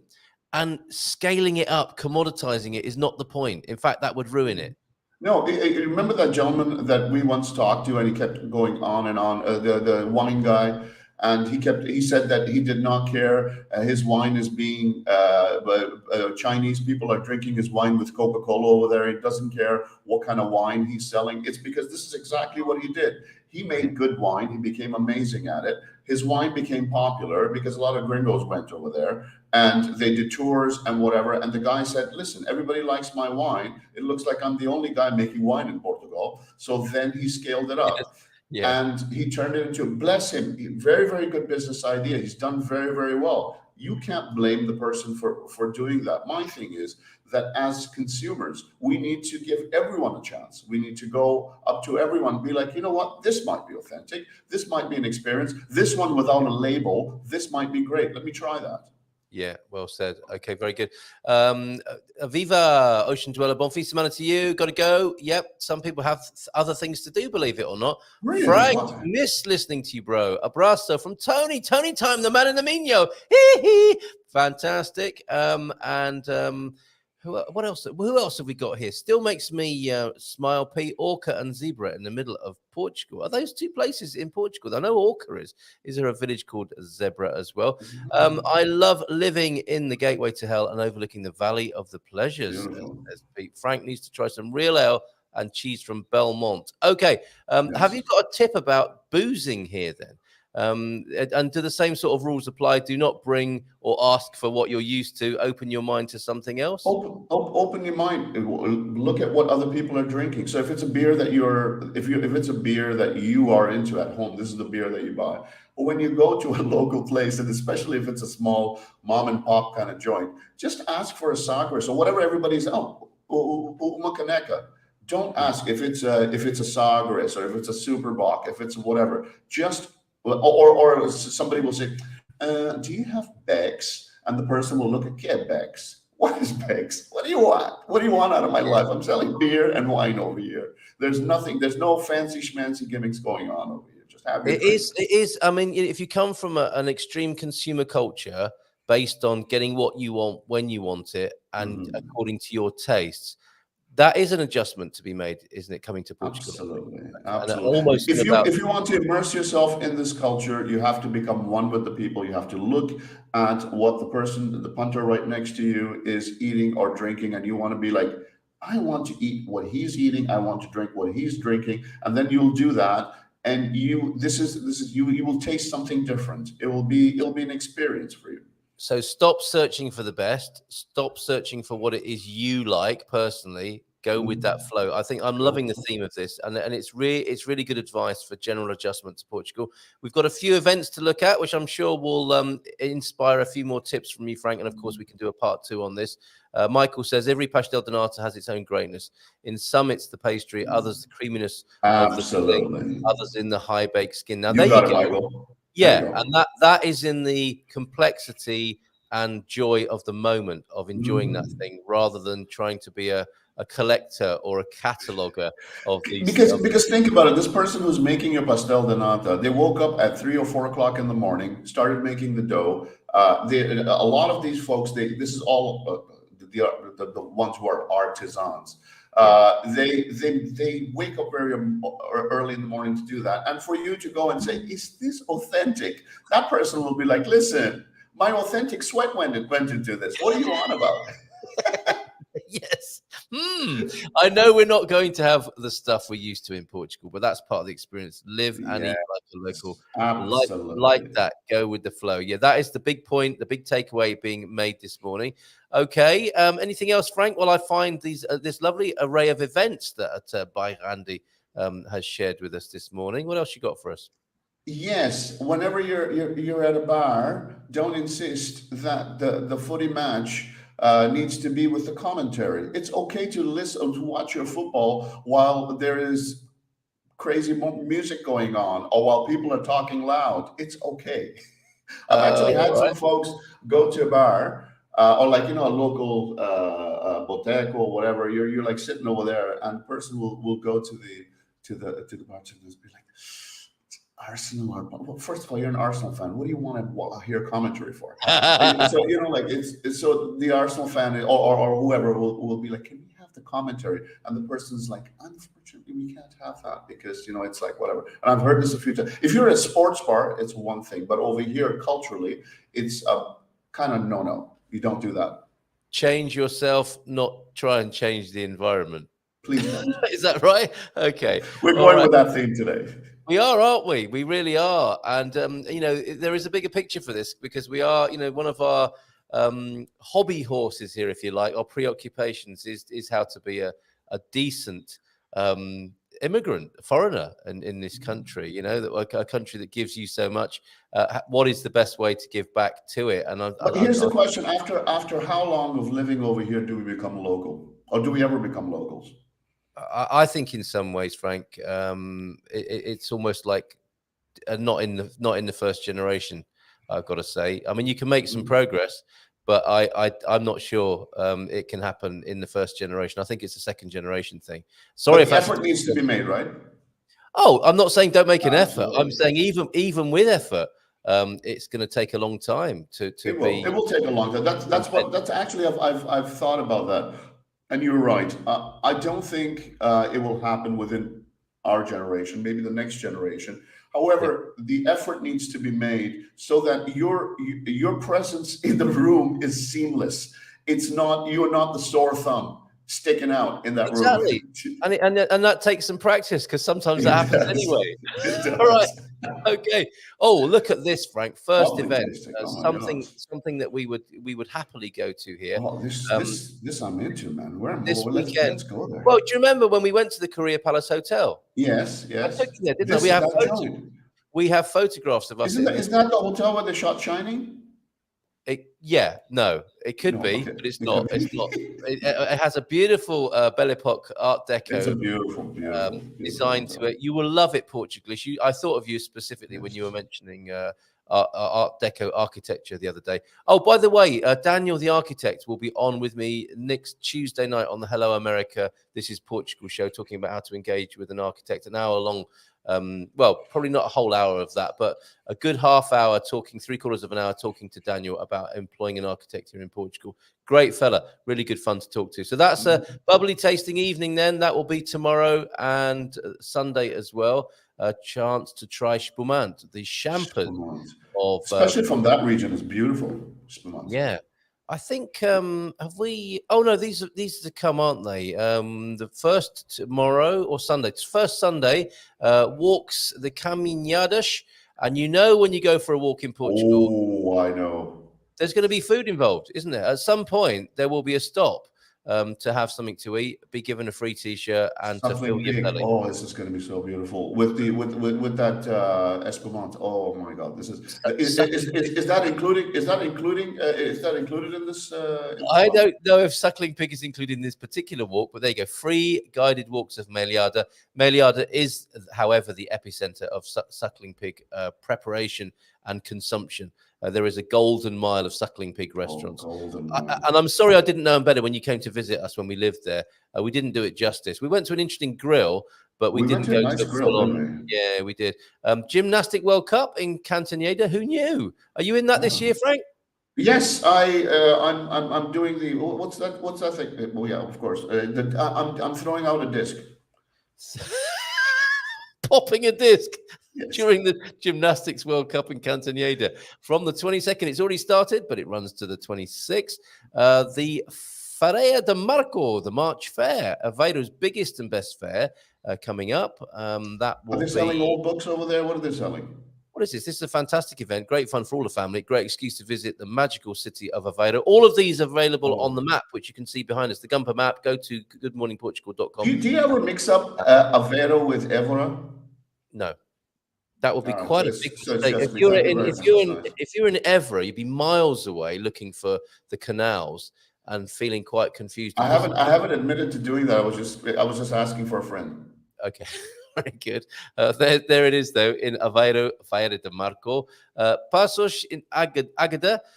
Águeda, the great iconic place with the umbrellas, of course. 2 weeks before Easter, Jesus is carried through the streets of Águeda. This is a big event for the people of Águeda, and many turn out to see this. Is that like the Mel Gibson movie where like Jesus I hope not. is carrying the cross? No, I hope not. Rugby in Moita and Anadia Barrada, Division 1 Portuguese rugby. That'll be an excuse for a booze up, won't it? A few Canecas, I think, might be there. That will be good fun. And going back to your comment then about if the TV is on in the bar, don't expect for it to be turned off, turned over. Go with the flow again in there. Go with the flow. Or find a different place. Find a place. Find a different place. That's not your place. That place, they're fun people, man.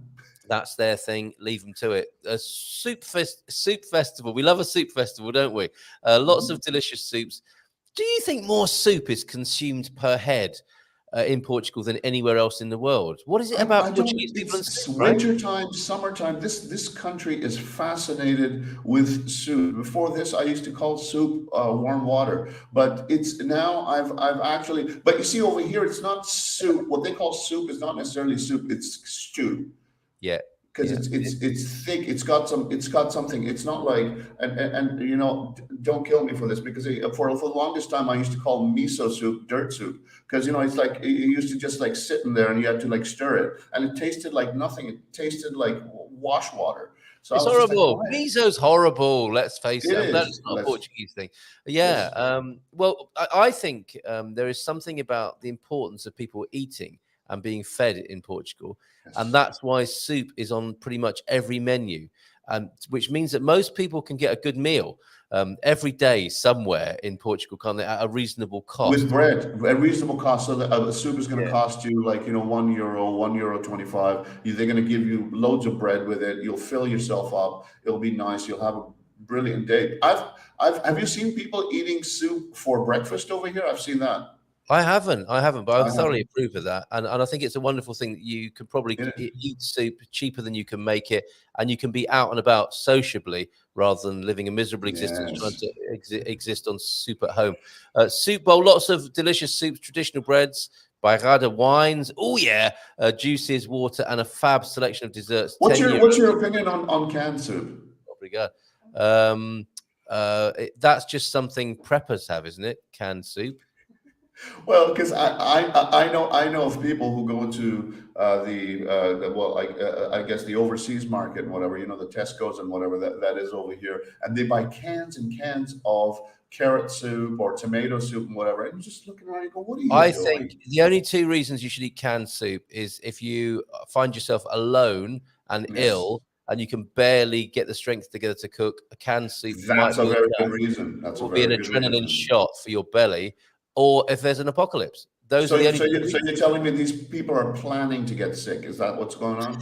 It's very possible. I'll come back to preppers in just a moment, and I'll bring Mrs. M onto the screen in just a moment too. But we can't do two shares at the same time. Thank you for these. Are we any closer to a little bit of suckling pig here or not? I don't know. Have a fantastic time at the Gaiteiros lunch and party. Everyone enjoys a festival themed hog roast. It's a hog roast for this one. So much going on. Any reason for a festival? There's a festival de cebola. There's a festival de alio. There's a festival there's a celery festival. You know, like everything's going on in this country. I love this. Another soup festival, but this time with folk dancing before, I hope, rather than after the soup. Boat show in Aveiro. Andy, you've excelled yourself this time. These are all on the Gumper map. You do such a good job over there. My invitation would be to others to get their local events on there, because we find in our culture here in Portugal that sometimes events aren't widely known about. They're known by the people who are involved and the community, but for the new tourists, it can be a little bit challenging. Please share your local events and make sure they're on our map so that others can see them. Let's bring Mrs. M back onto the screen. Grandma's taking care of the kids, I think, this morning. How lovely. Okay. Let's bring Mrs. M on now. We're going to bring her on to 720 pixelation. Oh, yes. Here we go. Oh, high definition. There she is. How are you doing? Yeah. Can I have some volume? Every time you ask for volume, I'm just sliding up the fader. Yep. Synchronicity. I've been really busy getting kids dressed and brushing hair and making coffee and washing up. So it's all good. Okay. And I'm here with a nice warm cuppa. What's the plan for the weekend? What are you two going to do? What's the family? Oh, this is very good. This yes or no, Frank? Yes or no? In my coffee? Absolutely. Do that right now. I thought you might say that. Thanks for showing me up. Now I look like the loser. Okay. You gotta love a country where you get a fiery spirit with your coffee in the morning to wake you up. That's exactly what I'm doing right now. Isn't that fantastic? And leitão, suckling pig, in case you're thinking. Remember we talked about when you go and order a coffee and you can say café con cheirinho. Yeah, absolutely. Because I've actually had people say café cheio. They wanted to say cheio and they ended up saying cheirinho. We should actually, that is some advice we can give this morning. If you want a nice coffee in the morning, do order a café con cheirinho. We can just leave it there, Frank. We can just leave that. Just go there. Just say Carl, Frank, and Louisa sent you. Just go. Hey man, café con cheirinho. It translates as it's actually the translation of an Americano. The café con cheirinho. So order that every time when you're, but maybe not if you're driving. We should probably add that caveat there. Soup is awesome, but chestnut soup. Look at that. Have you had that? Nice. I have not, but it sounds very hearty. Yeah. Okay. Last few comments then. I even drink Sagres in Lisbon, even though I'm a huge Superboc fan. So funny. I actually hunt Superboc down in South Africa, though. Frank, do you know what I wonder? Does Superboc taste the same in different countries? Because one of the things I noticed is, like there are regional differences. So, like, did you find when you were over, Francis, that it tasted the same? Okay, Francis. I'm sorry. I was reading something. Go ahead, Louisa. What were you saying? No, different Francis. No, the other Frank, Portugal son. The other Portugal son was saying, that he drinks Superboc in South Africa, and was hunting it down in Portugal. And I'm just wondering if it tastes the same. Because like they're often made from different places. It doesn't travel, but I don't think beer like Guinness doesn't travel well. If you've had Guinness in what's that town called? Dublin. Dublin. Belfast? If you've had beer, if you've had beer in Dublin, and then you have Guinness anywhere else, it doesn't taste the same for some reason. It's Doesn't funny travel enough, well. Doesn't travel well to North America. That's for sure. It's funny because we had Bobby O'Reilly on last week on St. Patrick's Day, and he was doing a Guinness demonstration. It was really amazing, actually. You'd have been Guinness quite demo. fascinated by it. What did he do? Did He was drink it? saying, he drank it live on air, but he suggested that was it Saudi or the Emirates, love? Dubai. They fly it out every day. Yeah. And that's the only place he would actually ask for a Guinness whilst abroad. Dubai is such an interesting place. They actually fly out fresh bread every morning from the pâtissiers in Paris. They fly out fresh bread every morning for somebody in one of those tall towers to eat their French bread. It's so funny, isn't it? Like there are some countries at the moment that are proposing 15-minute cities where you can't leave because of so-called pollution and everything. And then in Dubai, they're living it up, having everyday staples flown in. Yeah. Especially. It's kind of out of line, right? Like has bread run out over there? Is that what's going on? I don't know. Can they not make it fresh? There must be somebody that can make it fresh. I'm sure the yeast would be different because bring that French guy to Dubai. That would be a good idea. Yeah. There's the thing. No, but come on, there is something about this just got flown in this morning. Come on. I know. What would you have flown in, love? All right. A Yorkshire tea. Oh, if we could have something flown in as your rider, do you know what came immediately to mind? What? It would be some Marks and Spencer's, some Chinese pants. food, some Chinese food from London. It just came straight to mind. I'm sorry. Who's coming? Fish and chips from... Who's coming to the Tabularis Festival in Tamar this year? Only done once every 4 years. Let us know. I think we should go this year. Yeah, and, they've got their tray ready. You're going to need more than a tray there. I hope you need to work your way up to the incredible feat of carrying bread and flowers on your head twice. They're not twice your own height, but at least your own height. And that's the women. That's the women. Me and Andy and Philomena. I even have the trays ready for the girls. Have you got Linda's height in bread yet? Very good. Do you know what? I guess if you're wearing one of those brokinis, you could actually pack them out with bread and flowers. You could. No one would guess, would they? And you smell fantastic. Who can forget Frank's Ebola festival? Is that where you thought you were going to a Cibola festival? I was just like, maybe I'll give that festival a skip. Yeah. Yes. Dubai is awful for climate change, imprisoning dolphins. Yes, it really is. You're right, Pete. All right, let's not go to the dark side. It does taste similar out the bottle, not the tap. It's very scarce in South Africa because it's imported. This is the Super Bock over there in South Africa. In some countries, they brew beers like Stella Artois. It tastes nothing like the original in South Africa. Because the raw materials and the water change things, don't they? 15-minute cities. Who dreams? All right, don't go there. Look, first man cave warning. It's a moan cave. It's the moan cave tonight. Moan cave. Don't forget, you can see that at 10 o'clock. You've been warned. You've been warned there. Fabulous. Okay. Yeah, it is 10 o'clock tonight on the Man Cave channel, Man Cave Reloaded. Somebody liking the dark beers. I can't see. Yeah, they do some nice dark beers here too. Yes, they do. They do I guess the stouts. Have you tried them? I've tried a few of them. I like them. I do like them as a change. Very nice. And room temperature or chilled if you like that nice beer. That first gulp of beer that chills the back of your throat and gives you the beer buzz. Yep, so that works with the dark beers as well. Have you tried Imperial Preta? If not, then you have to. Thanks, Joao, for that. So that's also absolutely. Great tip. Okay, very good. Joe Bellish, thank you, Andy, for your excellent service as ever. That's by Randy, who gave us all the events, who's populating the map, and tells us as well that there's a discount on the Korea Palace for that bubbly tasting event as well. Fantastic. Do you know what? I feel really thick. I've just realised all this time we've been living here, when I've seen XAU, I've not spelt it out in my head. I've just kind of blanked it out. Of course, that's how Portuguese people spell ciao. It might be, Ciao. or it might just be how Bairandi does it. I don't know. Why would you? Because I've seen it TCH. Yeah, that's how I normally see it. but AOU. That's his own special greeting, I think. Okay. Ciao bella, ciao bella. A little bit of Italian in there. Yeah, it's a bit of an Italiano kind of Okay, flair. why would anyone want to eat anything in Dubai? Oh, stop it, Michael! Come on.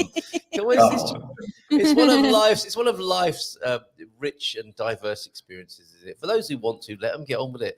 My best are the Superboc beers out of the tanks. Sent you a pic. Wow, they're as fresh as it gets. My South African client does exactly the same. Maybe Superboc will let me shoot theirs. Ooh, that's an what a great opportunity. idea. Okay, Did you know that Superboc is? I think Superboc is a Sporting Lisbon beer, and Sagres is the Benfica beer. Okay. So if you're a Sporting Lisbon fan, then you will be drinking Superboc. If you get found drinking Sagres, then you get 50 lashes with a wet noodle or something. And sounds nice, actually. Do you get to keep the noodle afterwards? Okay. Yes. On this matter of football, I meant to mention on the matter of football and beer. Bobby O'Reilly, who was mentioned just now, and bringing beer, Bobby O'Reilly, and football together here. Bobby O'Reilly is very kindly offering 2 tickets to a Benfica or Sporting game. And these won't be any old tickets. They will be a VIP experience. Absolutely amazing. So we will be announcing a competition soon where you can win 2 tickets to see a big game. Some terms and conditions may apply. And what an atmosphere at the Benfica Stadium. Anyone who's going to win those tickets is going to really enjoy an atmosphere. The only thing is, don't expect to have any beer, because it's going to be non-alcoholic beer as it is in Portugal in every stadium. Seriously, even if you're in the VIP area. Anyway, there's no alcohol allowed in stadiums. Yes, a non-alcoholic beer. Having your own little. So there's Bafana, but there isn't. It's non-alcoholic beer. I imagine it would be a place where you might be able to get a bit of, I don't know, some fine wine and whatnot, and some canapes if you're in a box. Well, when I was at the Benfica Stadium, I was very, very surprised. Wow. Were you in a corporate VIP area, Frank? No, I wasn't. Maybe things change over there, because they should. Further details to follow on that. Andy, and if you can confirm that, let us know. I mean, there might be some people here. They might even let you in that mankini at the Benfica Stadium, and not laugh at you. They might even actually give you a jacket and a tie with it. Can you imagine tens of thousands of people turning around and pointing up to the VIP box where one of us is wearing a mankini? What a great moment! We'll never forget that. If it happens. You should get a Good Morning Portugal one, with I'm on it. The cock. What? I see the cock. Barcelos. Yes, the cockerel. Oh, God. The Portuguese cockerel on the mankini. Now, this is an attempt to get people to watch the Moan Cave tonight. I don't think that's going to work, do you? So Andy will do a live mankini fashion show if he gets more than 50 likes. And I think there's a new earlier time of 9 p.m. This is the reason to give 50 likes. That I want to watch. Okay, all right, fair enough. And Superboc also FC Porto beer. You've outed me, Frank. Yeah, the Porto fan there. Okay, let's wrap it up for today. I'm enjoying my Good Morning Portugal mug and a cup of coffee here with my Beran in it. That's going down really nicely. Frank, send all my love down there to all the Garveys. Not heard of them, Algarve, the Garveys. That's nice, isn't it? And your mate João Mendonça also here. Bom dia, meus amores, like they say over here. Great to see you, João. That's a lovely thumbnail. A lovely picture he's got there. Yes, he does. Oh yeah. Can we? He would be perfect if he just wasn't a Chelsea fan, wasn't he? Yeah, I thought you might mention that. Okay, so I'm not sure we did 10. We were all over the place. Can you but that's quickly give me a roundup of what you said? Definitely not. But Frank will give us a final tip, I think, a fun-filled tip to take us into the weekend and wish us a bon fin semana. Always a lot of fun hanging out with you, Frank. Absolutely. Same over here. And I'll try joining you tonight, Andy. Life hack, hip flask. Oh, Ramadan Kareem. All right. Yeah, it's not exactly compatible, is it? But okay, go on. Right, all of life is here. All of life is here. The what is the one? Oh, Befana is not the same everywhere. That's profound. So you will go the Befana that you'll find in Algarve will be very different from and it's also the way that they'll do the bifana. Like, you know, the bifana usually is in that liquid. It's like simmering away and whatever. They'll take the bifana out. Over here, some of the folks, they'll grill it. They'll actually ask you, do you want it grilled or do you want it like that? And then right on top, they do a paste with olives and oregano, and it's beautiful. It's very, very nice. And then you put your mustard right on top. Beautiful. So the profound quote that may be shared on future live streams in generations to come is Frank saying, "Not all bifanas are made equal." Yeah. Yes. Bifanas y no mesmo a todos logos. Não igual tudo da país. Okay, very good. I think we managed to really destroy Portuguese between the three of us there. Butchered it. Thank you, Carl, Frank, and Louisa. Pink waving. Oh, I do like a bit of pink waving first in the morning. Shocking bifana, not soaked in red wine. No wonder you put mustard on it. Oh, my goodness. And I've got an idea here, finally, from what you said as well. We could have a Good Morning Portugal brocchini, couldn't we? We could have a Barcelos, a clock roll. A cockerel that tells the time, which of course they do in their own way. Only you can come up with these ideas. That's brilliant. Cockerel. How about that? Oh, and this is okay. We have an emergency now. Okay. You are being paged, Dr. Frank. Yes. Haven't found a bifana in the Algarve that wasn't planned. We need to come and visit again. Emergency. Can you help with this? Absolutely. Just give me a call and I'll take you to one of the best. One or three of the best places over here, and they'll all be different and they will not be bland. I promise you. Just get out of the touristy zone. Okay, and in the way that you advised us to do, Frank, I'm going to make you a compliment. It's lovely to see you. I love you, my friend. Thank you so much. You look fabulous. It's been fabulous having fun with you, and I'm not going to do a blokey sting at the end of that comment. I mean that from my heart. From the bottom of my heart. No, I'm not going to do it. No, I'm not going to ruin it. I'm not going to ruin it. You were going to do that, though, weren't you? I had every my body was making me want to do that. But I'm taking Frank's advice. Heartfelt greetings to you, my friend. Heartfelt greeting. Let's make each other feel good. It's nice to say that. It's nice to give and take compliments. Nice. Yeah, and I think that's a timely intervention there. There's enough going on in the world, isn't there, to undermine and cause people to be anxious or concerned. So the least we can do for each other is to say nice things to each other and support each other, hold each other up, right, rather than put each other down. Yes, absolutely. We've got an outbreak of it now. Ciao, Frank. Thanks, legend. Ciao. There you go. And look at this, Lord Gilchrist. I don't have to give him any more moan cave warnings. Love you all. Me too. And thanks for all your help today. Much appreciated. Little outbreak of love here at the end. And kisses, Kisses. Okay, don't spoil it. We're making the world a better place, one person at a time. One kiss at a time. And yeah, of course, we can take that to Portuguese greeting or sign off with us, can't we? Beijinhos. Great show. Thank you, Frank, Carl, and Louisa. Delighted. Glad to be of your service.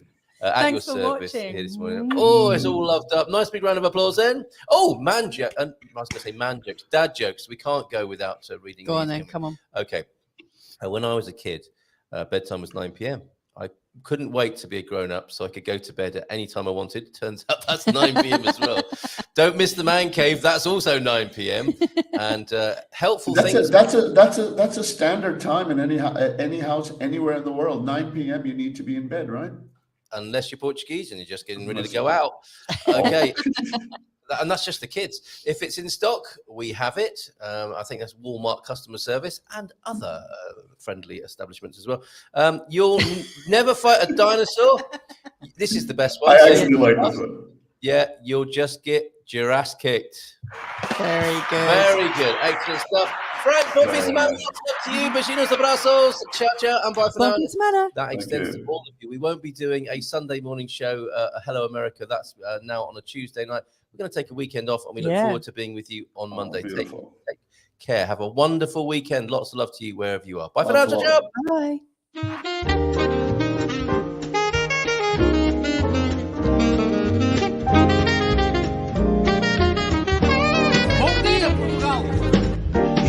Portugal, there's a YouTube show full of fun facts you need to know. Carl rings the bell and the members show to the GMP morning show.